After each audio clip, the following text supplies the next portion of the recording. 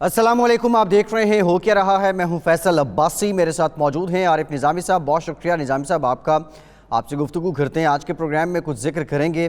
ایک مرتبہ پھر سے بحث چل نکلی ہے 18ویں ترمیم کو لے کر، اور بلاول بھٹو زرداری نے یہ کہا ہے کہ وفاقی حکومت اور وزیراعظم عمران خان صوبوں سے لا تعلقی کا اظہار کر رہے ہیں۔ کچھ تو باتیں یہ بھی ہو رہی ہیں کہ 18ویں ترمیم میں مزید کوئی ترمیم کی جا سکتی ہے، اور جس پہ جو مختلف تحفظات ہیں وفاقی حکومت کے، وہ دور کیے جا سکتے ہیں۔ اس سے متعلق بھی بات کریں گے۔ اس کے علاوہ وفاقی حکومت کچھ سوچ رہی ہے کہ 40 سے 60 لاکھ لوگ ہیں جن کو مزید 75 ارب روپے دیے جائیں۔ حماد اظہر صاحب نے یہ بھی کہا ہے، اب اس کا طریقہ کار کیا ہوگا یقینی طور پہ جب یہ پلان سامنے آئے گا تو اس کے بعد ہی کچھ کہا جا سکتا ہے۔ نیب ترمیمی آرڈیننس جو دسمبر میں جاری کیا گیا تھا، اب اس کی مدت ختم ہو چکی ہے، اور اس کے بعد اس کی توسیع یا نیا آرڈیننس لانے کے لیے یہ سننے میں آ رہا ہے کہ حکومت اور اپوزیشن کی مشاورت بھی شروع ہو چکی ہے۔ اس کے علاوہ آج کے پروگرام میں کچھ انٹرسٹنگ فیکٹس بھی آپ کے ساتھ شیئر کریں گے۔ نظامی صاحب، ایک بڑی بحث رہی، ابھی تک سوشل میڈیا پہ ٹرینڈ کر رہا ہے، بالخصوص جو ٹیلی تھون تھی، honourable prime minister Imran Khan صاحب بھی جس میں تھے، طارق جمیل صاحب نے اس پہ دعا کروائی، اور ان کا ایک جو جملہ تھا میڈیا سے متعلق، اس پہ خاصے میڈیا نے احتجاج بھی کیا، بعد میں انہوں نے معافی بھی مانگی۔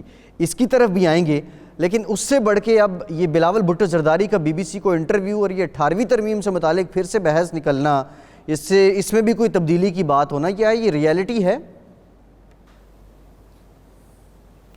یہ ریالٹی تو بڑی دیر کی ہے، لیکن جو حکومت ہے اور حکمران جماعت ہے، ان کو کوئی ریالٹی چیک چاہیے، کیونکہ 18ویں ترمیم میں کوئی ترمیم جو ہے وہ ایکسٹرا ماورائے آئین طریقے سے تو ہو سکتی ہے، آئینی طریقے سے بہت مشکل ہے۔ اس میں ایک تو بلاول بھٹو صاحب کا بیان آیا، پھر میں بھی حسن اقبال کو میں بھی سن رہا تھا، انہوں نے بڑے دو ٹوک انداز میں کہا کہ آپ کیوں پنڈوراز باکس کھولنا چاہتے ہیں، ایک متنازع مسئلے کو لانا چاہتے ہیں سامنے۔ اور پھر یہ بے وقت کی راگنی ہے، کرونا وائرس جو ہے، جس طریقے سے یہ پاکستان جب سے بنا ہے، سوائے سقوط ڈھاکہ کو چھوڑ دیا جائے تو یہ سب سے بڑا بحران ہے پاکستان کی تاریخ میں۔ جی تمام تر توجہ اس طرف ہونی چاہیے، اور تمام صوبوں کو، ملک کو یکجا ہونا چاہیے۔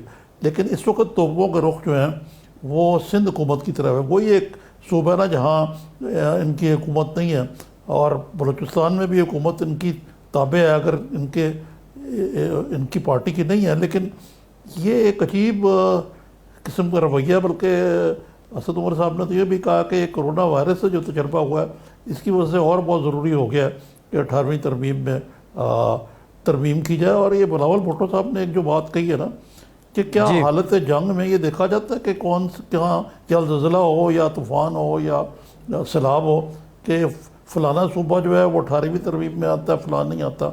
یہ تو عجیب مزے کا خیز قسم کی بحث ہے اور ایک بے وقت کی بحث ہے۔ ٹھیک ہے، اچھا نظامی صاحب، اس پہ ذرا ان ڈیٹیل بات کرتے ہیں، لیکن اس سے پہلے ایک اور بحث چل رہی ہے۔ آپ سی پی این ای پریزیڈنٹ بھی ہیں، ٹیلی تھون میں جو کچھ ہوا، مولانا صاحب بعد میں انہوں نے بڑے پن کا مظاہرہ کیا، معافی بھی مانگ لی، اس کے بعد ایک بحث خود احتسابی کی بھی ہے، لیکن اس بحث کو چھوڑ دیا جائے، اب یہ معاملہ ختم ہو گیا۔ یہ تاریخ کیا ہے جو اقتدار کے ایوان ہیں، جو صدارتی محل ہوتے ہیں، وزیر اعظم ہاؤس ہوتے ہیں، اس میں علماء کا جانا، اور پاکستان جیسے ملک میں اس خوش اعتقادی کی تاریخ کیا ہے نظامی صاحب؟ نہیں، سب سے پہلے تو یہ ہے کہ خوش اعتقادی، ضعیف الاعتقادی آپ کہہ سکتے ہیں۔ دوسرے، مولانا نے یہ تو کہا کہ میری زبان پھسل کی تھی، انہوں نے خواتین کے بارے میں بڑے توہین آمیز کلمات کا اظہار کیا تھا۔ لیکن اس موقع پر مجھے دو چیزیں جو ہیں وہ بڑی واضح طور پہ ہوئیں کہ کوئی ایک مائیکا لال میڈیا پرسن جو ہے، اس نے جرأت رندانہ کا مظاہرہ نہیں کیا کہ وہ کوشچن کرتا مولانا کو اسی وقت، یا پرائم منسٹر صاحب کو جو غلط سے وہ خوش ہو رہے تھے کیونکہ ان کے اپنے نظریات بھی ملتے جلتے ہی ہیں مولانا سے میڈیا کے بارے میں۔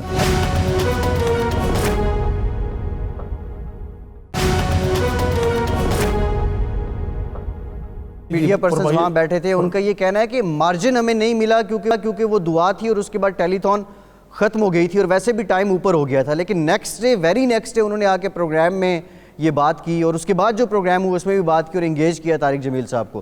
یہ ان کا موقف ہے. مجھے اس سارے بات سے ان کو کسی نے منع کیا تھا واک آؤٹ کر جاتے, ایک بھی بندہ کر جاتا.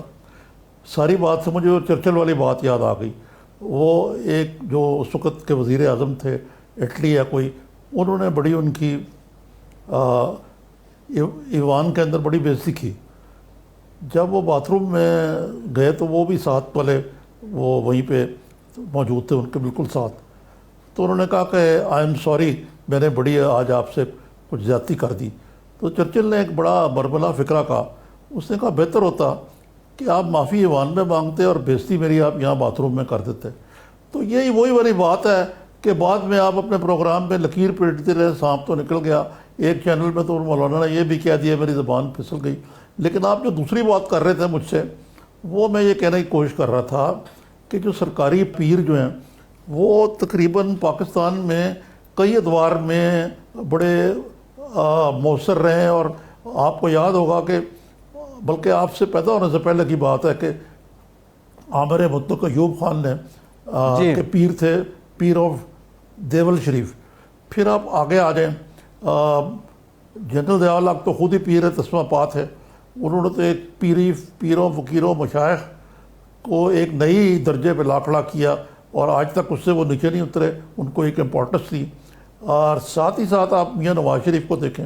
میاں نواز شریف جو ہیں وہ خود بھی بڑے اس معاملے میں دیکھیں. طاہر القادری جو ہیں ان کے والد صاحب کی دریافت ہے اور ان کو کئی ایکڑ بڑی مہنگی زمین منہاج القرآن کے لیے الاٹ کی گئی. جمعے کو جب میاں فیملی جاتی تھی جمعہ پڑھنے تو پہلے ان کے در پر حاضری دیتی تھی.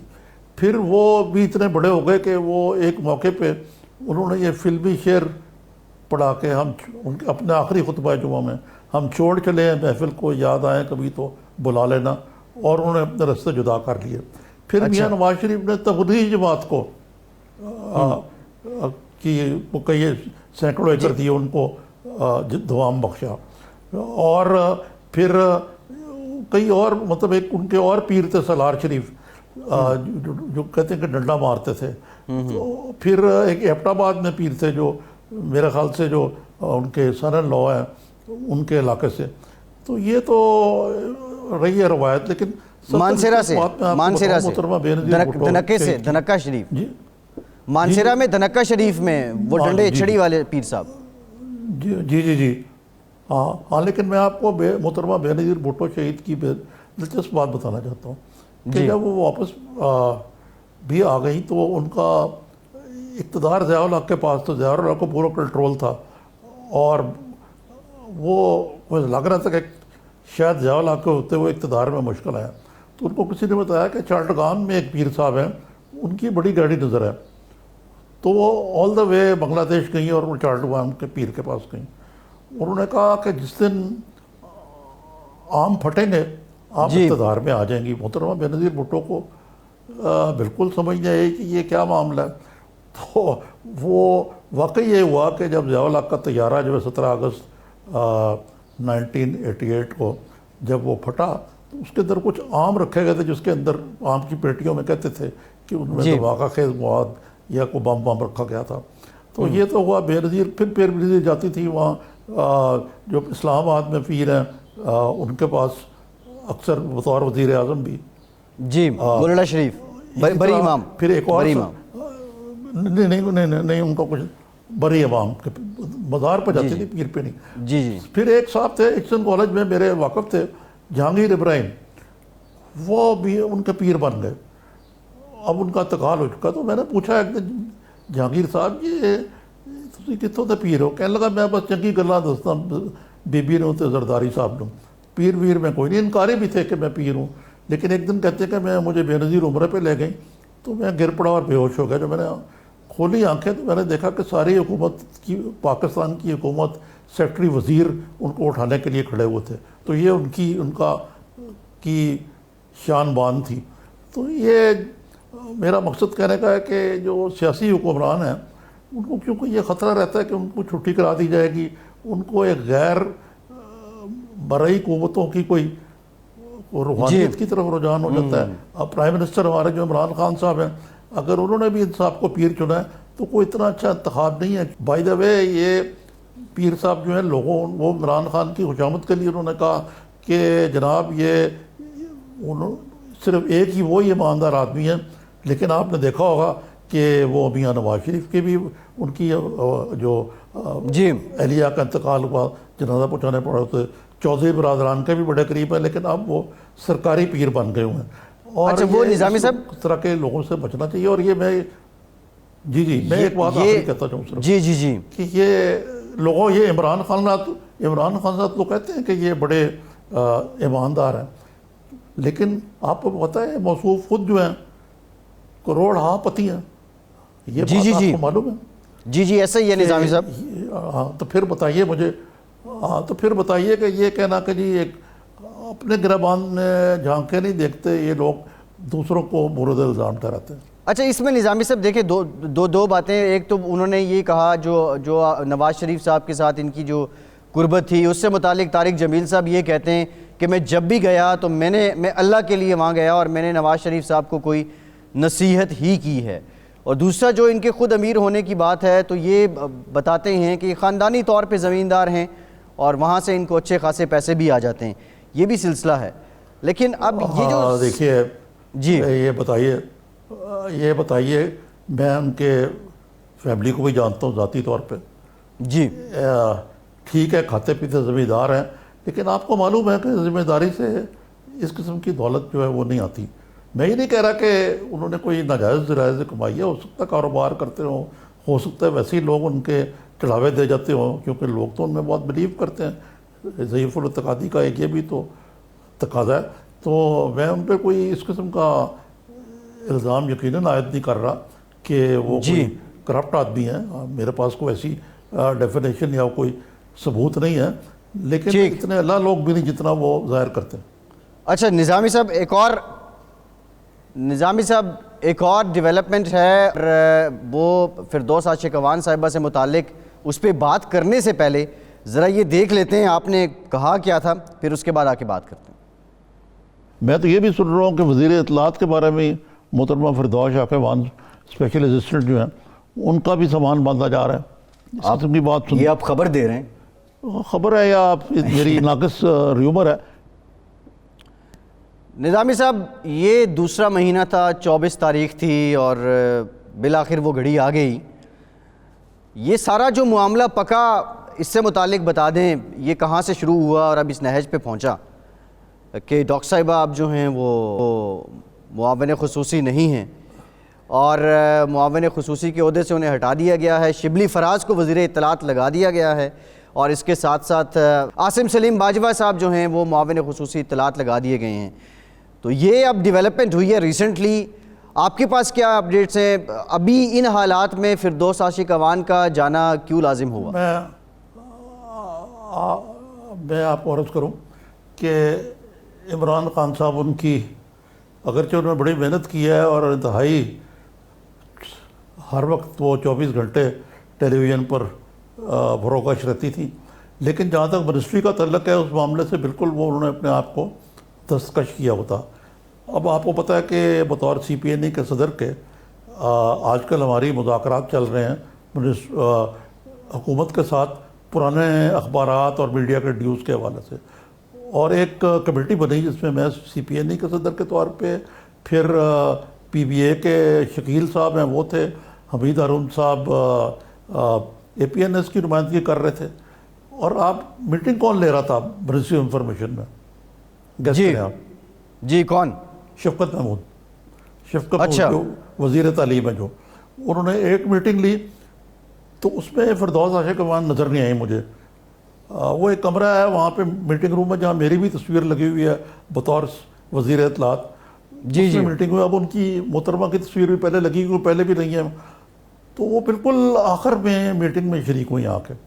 اس کے 3 دن بعد دوبارہ میٹنگ ہوئی، اس میں وہ تشریف ہی نہیں لائیں. یہ پہلے عہدہ جو ہے شفقت محمود کو آفر کیا گیا تھا.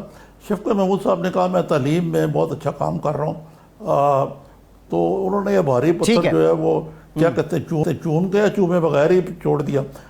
لیکن آپ کو معلوم ہونا چاہیے کہ شفقت محمود جو ہے وہ پنجاب میں مشرف دور میں غالباً وزیر اطلاعات رہے ہیں کسی کیئر ٹیکر گورنمنٹ میں.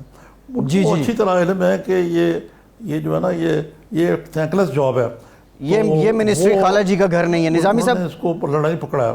ٹھیک ہے نظامی صاحب ایک بریک لیتے ہیں, بریک کے بعد ذرا اس سارے معاملے پہ ان ڈیٹیل بات کرتے ہیں کہ شبلی فراز آئے ہیں, اب ان سے کیا توقعات ہیں اور دیگر محرکات فردوس عاشق اعوان کے جانے میں کیا ہیں. بریک کے بعد اس پہ بات کرتے ہیں.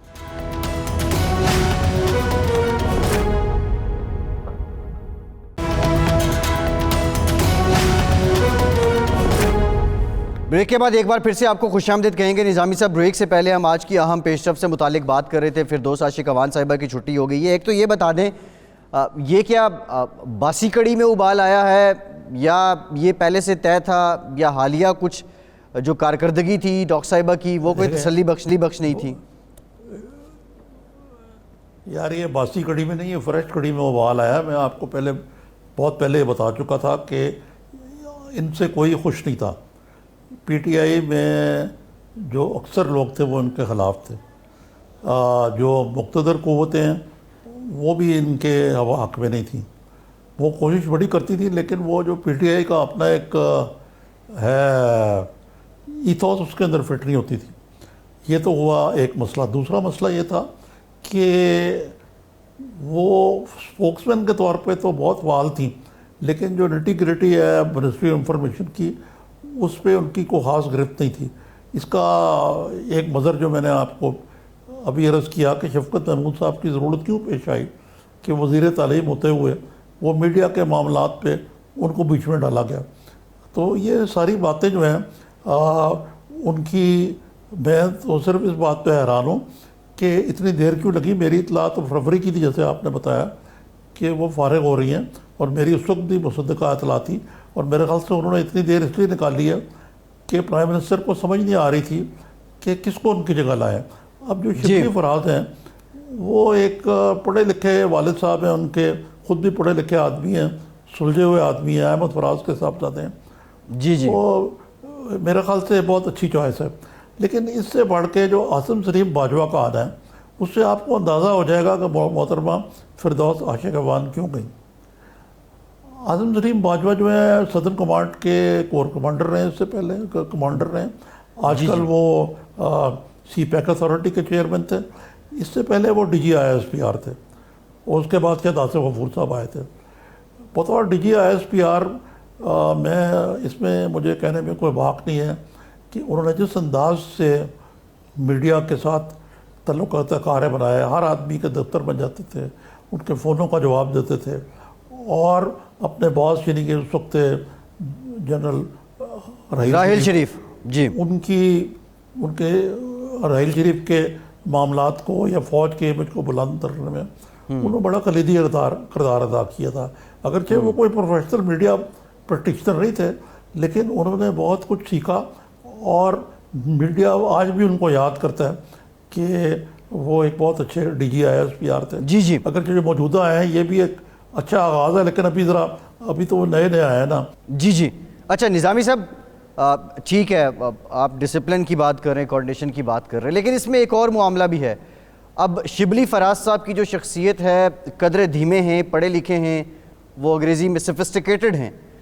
پنجاب میں جو ہم نے دیکھا دھیمے اور پڑھے لکھے اور بڑے مہذب انداز میں بات کرنے والے جو ترجمان ہیں وہ کچھ پسند نہیں آئے حکومت کو. مثلا سمسام بخاری صاحب تھے, میاں اسلم اقبال صاحب تھے. اب یہ شبلی فراز صاحب ان کو کیا کچھ انداز بدلنا پڑے گا؟ یہ آپ کا بڑا اچھا سوال ہے.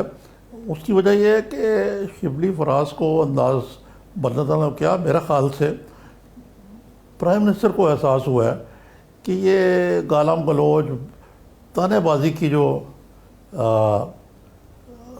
کیا کہنا چاہیے جو ترجمانی ہے, جو محترمہ گالم گلوچ تو نہیں کہوں گا لیکن وہ طنز اور تہذیب کے علاوہ اور کسی طریقے سے وہ اپوزیشن کو ذکر خیر نہیں کرتی تھیں. عجیب قسم کے فکرے ہوتے تھے شہباز شریف صاحب کے بارے میں, نواز شریف کے بارے میں, زرداری صاحب کے بارے میں.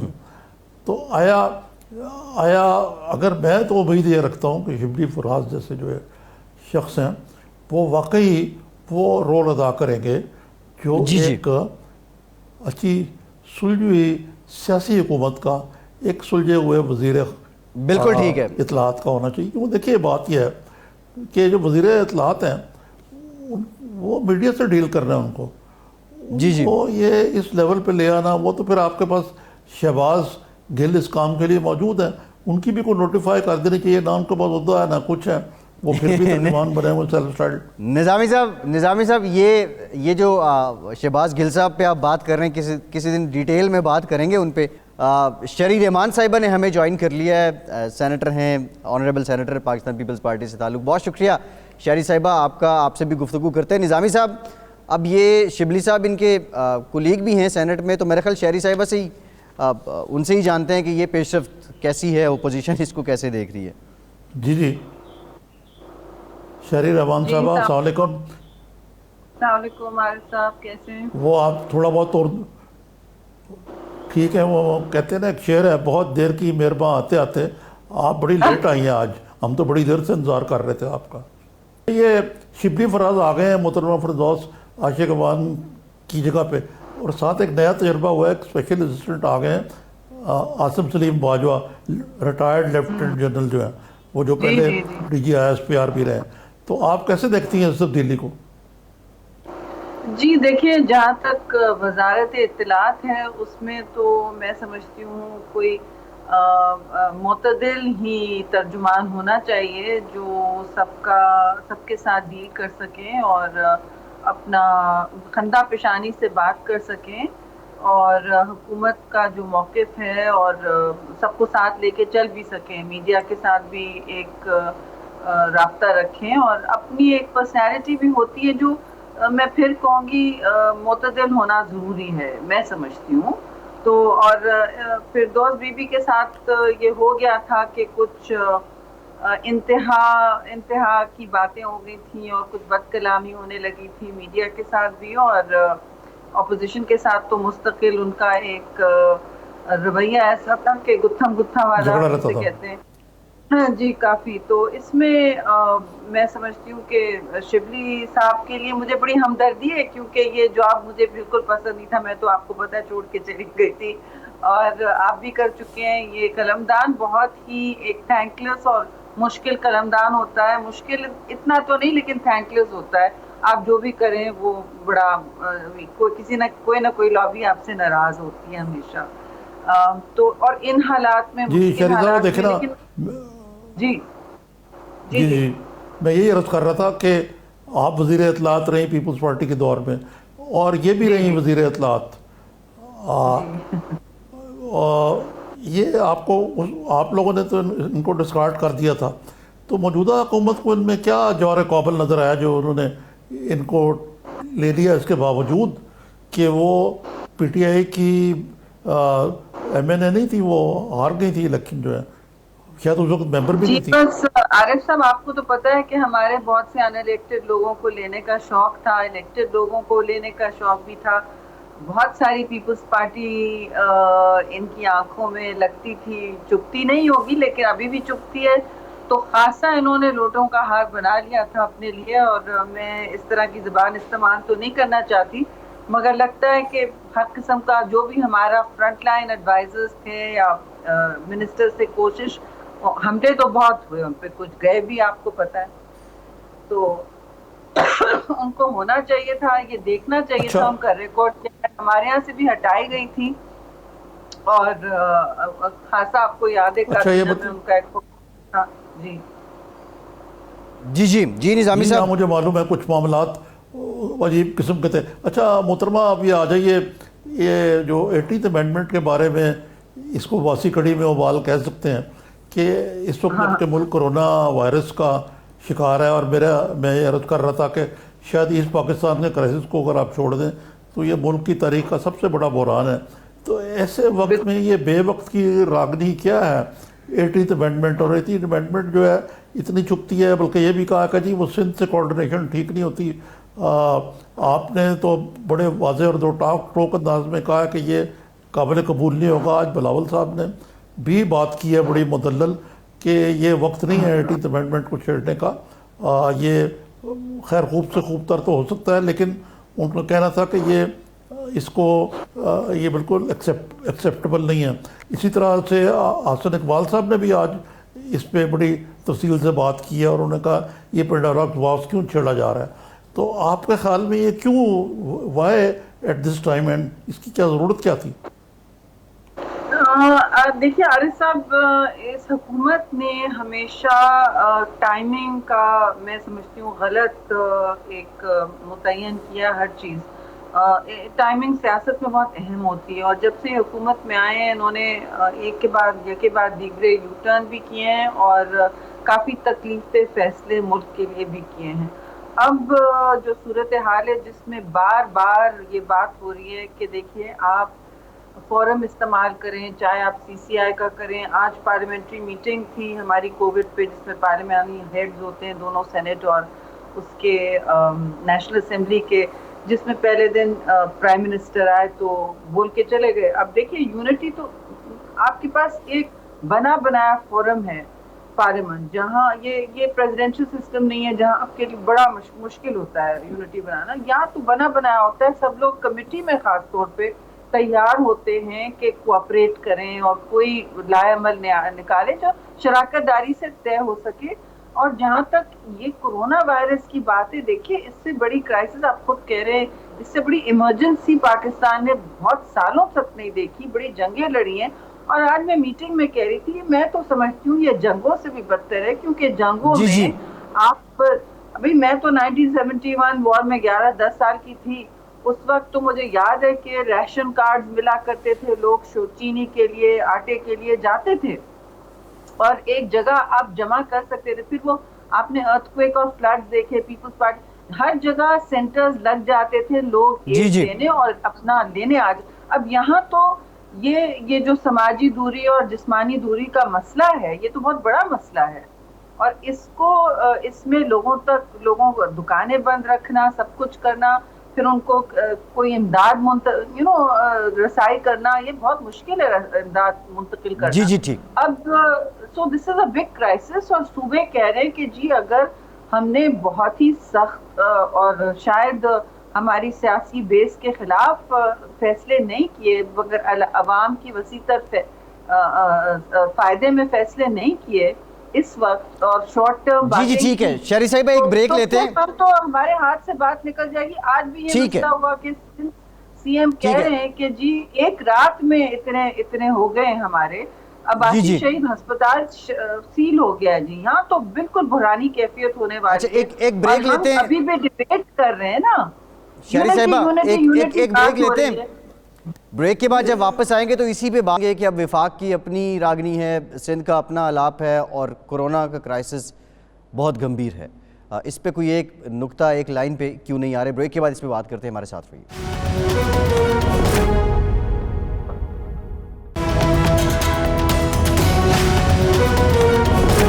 بریک کے بعد ایک بار پھر سے آپ کو خوش آمدید کہیں گے۔ شہری رحمان صاحبہ بریک سے پہلے بتا رہی تھی یہ معاملہ کتنا حساس ہے۔ نظامی صاحب، شہری صاحبہ کی جانب جانے سے پہلے آپ سے ذرا میں یہ جاننا چاہوں گا، اب یہ معاملہ حساس بھی ہے، یہ بات وفاقی حکومت بھی کہتی ہے، یہ بات صوبائی حکومتیں بھی کہتی ہیں، بیچ میں اسی اثنا میں 18ویں ترمیم پہ ڈیبیٹ بھی شروع ہو جاتی ہے، عجیب و غریب قسم کی ایک کنفیوژن ہے، اور عوام بھی اس میں الجھے ہوئے ہیں۔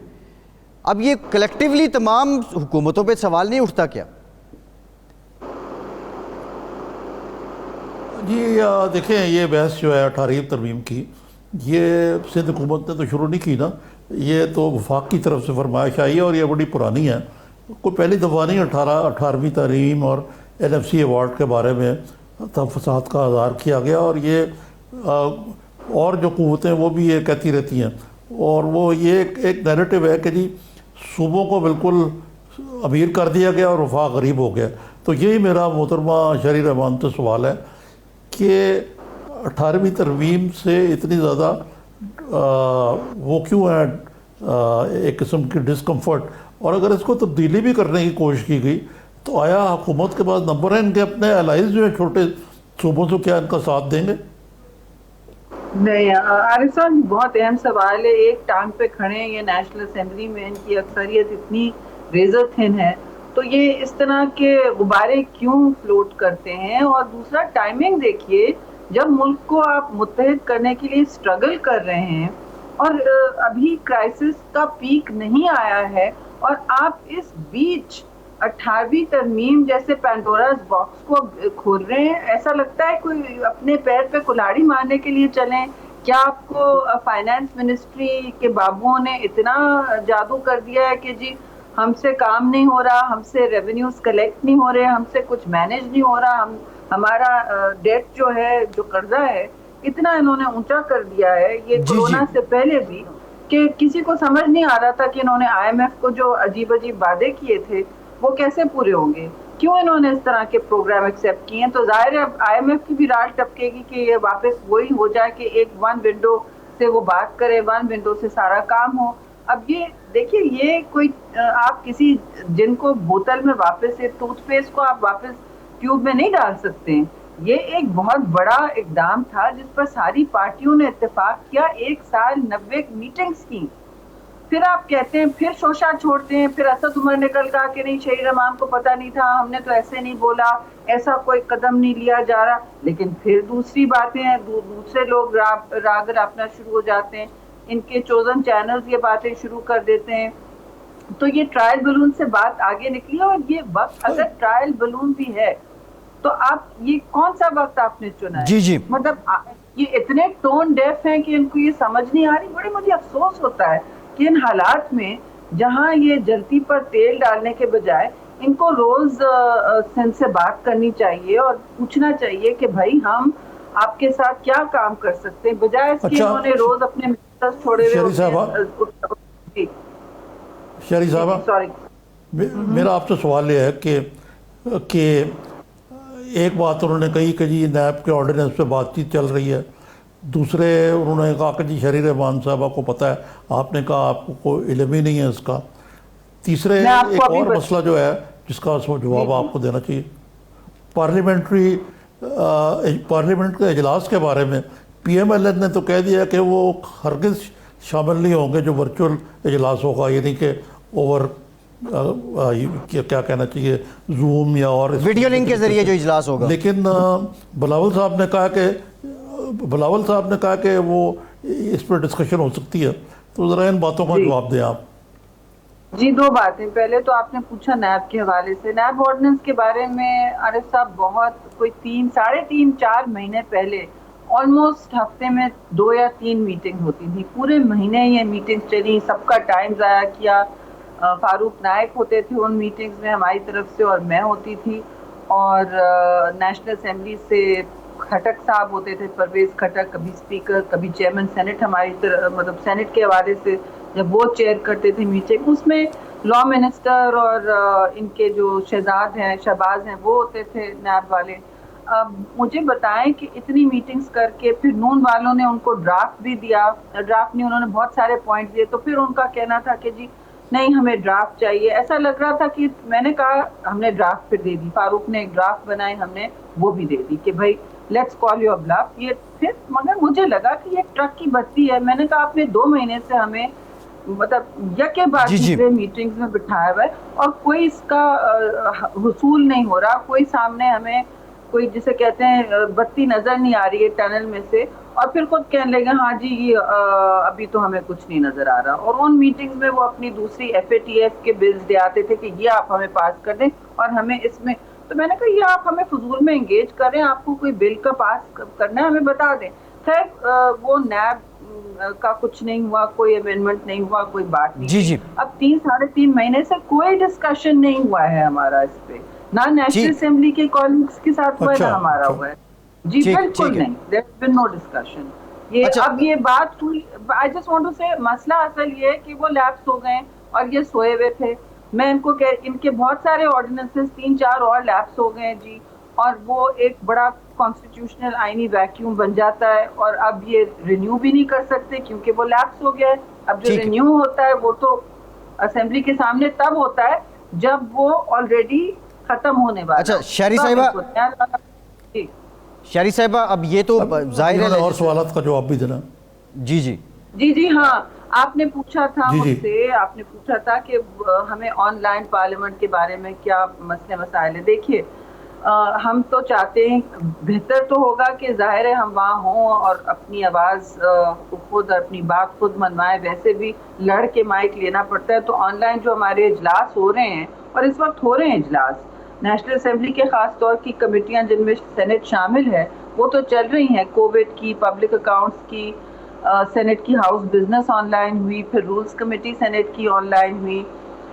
یہی سوچنے کہ ہم کون سے اس کو ایڈمیسیبل کیسے بنائے ورچوئل سیشن کو. تو ورچوئل سیشن کو ایڈمیسیبل بنانے قانونی طور پر ہمیں رولز کے مطابق ایک دفعہ قرارداد ضرور مل کے پاس کرنی ہوگی. اتنا ہم نے ضرور کہا کہ ہم کورم کی جو قدغن ہے کیونکہ لوگ نہیں آ سک رہے اور ہمیں سماجی دوری اختیار کرنی ہے، اس حوالے سے ہم یہ کورم کا مسئلہ ویو کر سکتے ہیں کہ کم ممبران بھی ہوں تو ہم جو بھی ریزولوشن دونوں ہاؤسز پاس کر لیں. چیئرمین سینٹ نے تو اتنا بھی کیا کہ نیشنل اسمبلی کے ہال کی بات کی، لیکن نون والے بس اس وقت تھوڑا سا ان کا یہ مائنڈ میڈ اپ ہے کہ یہ بس ہم کسی طرح آ کے کر سکتے ہیں. لیکن میں آپ سے ضرور یہ کہوں گی کہ آج بھی جو پارلیمنٹری کمیٹی بیٹھی تھی، میں نے آن لائن میں دیکھ رہی تھی، جو ممبران بیٹھے تھے ٹھوسا ٹھوس بیٹھے ہیں اور مجھے بہت پریشانی ہوئی کہ یہ اور چیئرنگ بھی آج شبلی فراز نے کی کیونکہ اسپیکر کی طبیعت خراب تھی، وہ نہیں آ سک رہے تھے. جی ٹھیک ہے. اچھا شہری صاحبہ، ایک تو مختصراً اس کا جواب بھی دے دیں کہ کیا ویڈیو لنک اجلاس پہ پیپلز پارٹی کا موقف کیا ہے، اور دوسرا لاک ڈاؤن کے حق میں ہے آپ کی جماعت. اب یہ لاک ڈاؤن کو کافی ٹائم بھی ہو گیا ہے، تو اب وسائل کتنے ہیں سندھ حکومت کے پاس؟ کب تک لاک ڈاؤن کو ایزیلی گو تھرو کر سکتی ہے سندھ حکومت؟ جی دیکھیے، لاک ڈاؤن تو سب سے پہلے میں کہوں گی کوئی ایزیلی گو تھرو نہیں کر سکتا. یہ سب کے لیے بہت بڑا امتحان ہے اور آزمائش کی گھڑی ہے. لیکن جو صورتحال ہے، جو مثلاً رات کو کل نمبر آف کیسز ہوئے ہیں وہ اتنے ہوئے ہیں کہ پہلے کبھی دیکھے نہیں گئے ہیں، اور سی ایم سندھ نے واضح طور پر وارننگ بھی دی ہے کہ اگر ہم اس وقت اس چیز کو بزنس ایز یوزول لیں اور لاک ڈاؤن میں ریلیکسیشن کرنا شروع کر دیں تو پھر ہم ایسے ہنگامی صورتحال میں نہ آ جائیں جس طرح دوسرے ممالک میں دیکھا ہے. اس وقت آپ نے دیکھا کہ کے ایم سی کے چیف میڈیکل آفیسر کو خود ٹیسٹ پازیٹیو ہوا رات کو، اور ہسپتال بھی سیل کر دیے گئے. 301 کیسز ایک رات میں نکلے ہیں. کراچی میں سب سے زیادہ، سندھ میں سب سے زیادہ ٹیسٹنگ بھی ہو رہی ہے. تو ذرا کیجولی لیا جا رہا ہے. لاک ڈاؤن کوئی نہیں کرنا چاہتا، اور میں سمجھتی ہوں یہ بہت ہی مشکل اور کڑا وقت ہے کسی کے لیے بھی، چاہے وہ چھوٹا تاجر ہو یا ویج لیبر ہو، کوئی بھی. یہ کڑا وقت ہے اور حکومتوں کے لیے ایسے فیصلے کرنے بڑے مشکل ہوتے ہیں اور سیاسی طور پر بڑے ان کی قیمت ادا کرنی پڑتی ہے. جو وفاق اس وقت لگتا ہے نہیں دینا چاہ رہی، وہ کہتے ہیں کہ لاک ڈاؤن ہے، لیکن آپ نیچے زمین پہ دیکھیں تو قطعاً اس کے اتنے سارے ایگزیمپشنز ہوتے ہیں کہ وہ لاک ڈاؤن ہوتا ہی نہیں ہے. جہاں تک virtual session, on line session کی بات ہے، میں آپ سے عرض کر رہی تھی کہ ہمارا خیال ہے کہ اگر کوئی ایسی صورتحال ہو، کمیٹیاں تو آن لائن، ایسی صورتحال نہ ہو کہ اگلے 2-3 مہینوں میں جو ڈاکٹرز پریڈکٹ کر رہے ہیں، جو ان کی پیشنگ ہوئی ہے، وہ یہ ہے کہ صورتحال بد سے بدتر ہوگی. ہمارے پاس نہ وسائل ہیں، نہ اس وقت ٹیسٹنگ کی اہلیت ہے جس کی ضرورت ہے. تو اس صورتحال میں ہم ابھی کوشش کر کے مل لیں، کم ممبرز ملیں، کم کورم کر لیں، مل لیں جو مل سکتے ہیں، رولز بنا لیں کہ ایسے ہنگامی حالات میں نہ ہو جائے. قطع کلامی معاف، یہ بتائیے کہ یہ اسمارٹ لاک ڈاؤن کیا ہوتا ہے؟ جی مجھے بھی عارف صاحب بڑی تشویش ہے کہ یہ اسمارٹ لاک ڈاؤن کیا چیز ہوتی ہے. اس کے جتنے موسم ہیں اتنے ڈیفینیشنز ہیں، اور جس کی مرضی آتی ہے وہ کہتا ہے جی ہم نے صبح لاک ڈاؤن کیا، شام کو ہم نے کھول دیا تو یہ اسمارٹ ہو گیا. ایک علاقے میں کیا، دوسرے میں نہیں کیا. ایسے تو نہیں ہو سکتا جی. یہ تو ایک نیریٹو کو قابو کرنے والی بات ہوئی. اور جن ممالک نے اسمارٹ لاک ڈاؤن کیے ہیں، جنہوں نے سوچا ہے، وہ بڑی پریسائز ان کی ایس او پیز ہوتی ہیں، پھر وہ ان کو نافذ کرنا بھی آتا ہے. اور یہاں تو آپ نے دیکھا ہے کہ مساجد میں آپ نے تراویح کے لیے ایس او پیز دے دی ہیں، جہاں ساری مسلم دنیا میں ایس او پیز نہیں ہے، وہاں بس بند ہے تو بند ہے، کیونکہ وہ ہاٹ اسپاٹس نہ بند ہے. یہ بھی تو اسمارٹ لاک ڈاؤن ہے. یہ بڑا اسمارٹ لاک ڈاؤن ہے جی. آپ مجھے درس دے رہے ہیں عارف صاحب، آپ صدر پاکستان ہیں یا کوئی اور پوزیشن میں ہیں، اور آپ مجھے درس دے رہے ہیں کہ آپ گھروں پہ رہیں. لیکن میں آپ کے لیے آپ کو اجازت دوں گا. دیکھیے ریاستیں درس نہیں دیتی ہیں, قوانین بناتی ہیں, رولز بناتی ہیں اور کہتی ہیں کہ یہ ضروری ہے. اب وہ رولز بنا کے بھی آپ دیکھیں لوگ ڈیفائی کر رہے ہوتے ہیں. سندھ میں آپ واٹر کینن تو نہیں چلا سکتے مساجد پر, یا گولی تو نہیں چلا سکتے, لیکن لوگوں کو یہ تو پتا ہوتا ہے کہ یہ قانون بنا ہوا ہے اور پھر قدرے ایک اس کا احترام ہوتا ہے. لیکن جب آپ کہہ دیتے ہیں کہ نہیں جی آپ 3 فٹ دور اور 6 فٹ دور کریں گے اور آپ فلاں جگہ وضو کر کے آئیں گے, آپ کا خیال ہے آپ کے بھائی لوگ یہ کریں گے؟ جب یہ ملک کمیونٹی بیس کاموں پر چلتا ہے اور یہاں بالکل اس کی ریسیپٹیوٹی نہیں ہے, تو آپ یہ کیوں کہہ رہے ہیں کہ میں تو خود گھر میں بیٹھوں گا, میں آپ سے درس دوں گا؟ آپ درس کیوں دے رہے ہیں بھئی, آپ حکومت ہیں. ٹھیک ہے شہری صاحبہ, بہت شکریہ آپ کے وقت کا. شہری رحمان صاحبہ ہمارے ساتھ موجود تھی. نظامی صاحب پروگرام کا وقت ختم ہو گیا. آپ شکریہ. آج کے پروگرام سے اتنا ہی. فیصل عباسی کو اجازت دیجیے.